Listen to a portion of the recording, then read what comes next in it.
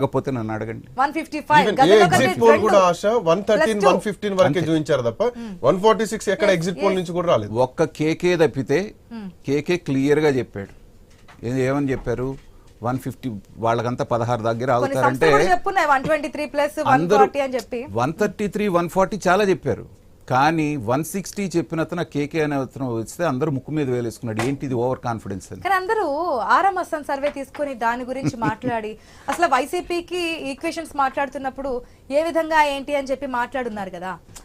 ఏంటి వైసీపీకి మరింత దారుణంగా, నేను సజ్జలమ్మ కూడా అది చెప్పారు. ఏంటి కొన్ని సర్వే సంస్థలు చూస్తున్న ఒక పార్టీకి కొమ్ము కాస్తూ బీజేపీని హైలైట్ చేయడం కోసం ఈ విధమైన సర్వే రిపోర్ట్స్ ఇచ్చారు. మరీ దారుణంగా 20 స్థానాలు ఏంటి, 30 స్థానాలు ఏంటి, ఈ స్థానాల్లో గెలుపొందడం ఏంటి, మేమైతే నమ్మట్లేదని చెప్పి సజ్జలు నేను ప్రెస్ మీట్ లో చెప్పినటువంటి. ఖచ్చితంగా, ఎందుకంటే వాళ్ళు నమ్మరు కూడా. ఇప్పటికైనా నమ్ముతారా? దీంట్లో ఇంకేదైనా అంశాలు తెర మీద తీసుకొస్తారు. వాళ్ళకున్నటువంటి ఆరా మస్తాన్ అనేటువంటి ఒకే ఒక్కటి వాళ్ళకి మినుకుమన్నటువంటి హోప్ అండి. ఈ 21 రోజు వాళ్ళకి బతకడానికి, లేకపోతే ఈ 3 రోజులు బతకడానికి ఆ హోప్ ఇచ్చింది వాళ్ళు. తులసి తీర్థం లాగా, దింపుడు గళ్ళవాసి లాగా.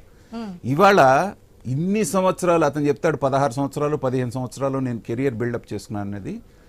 ఈ ఎలక్షన్స్ ఒక జగన్మోహన్ రెడ్డి గారినే కాదండి, ఈ ఆరా మస్తాన్ లాంటి వాళ్ళని కొంతమంది ఎనలిస్టులు పేర్లు తీసుకుంటే ఏడుస్తారు. వాళ్ళందరూ చేసిన వాళ్ళని జ్యోతిష్యులు, తర్వాత న్యూమరాలజిస్టులు, ఒక ఆయన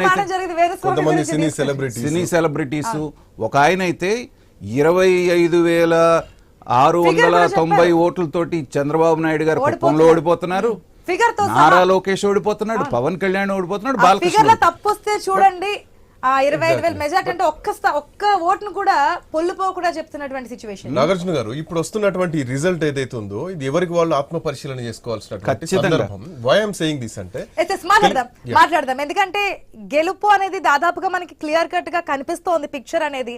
కానీ దేనికి గల కారణాలు, అటు ఓటమి కావచ్చు గెలుపు కావచ్చు, కారణాలు కూడా తెలుసుకోవాలి. కాబట్టి దాని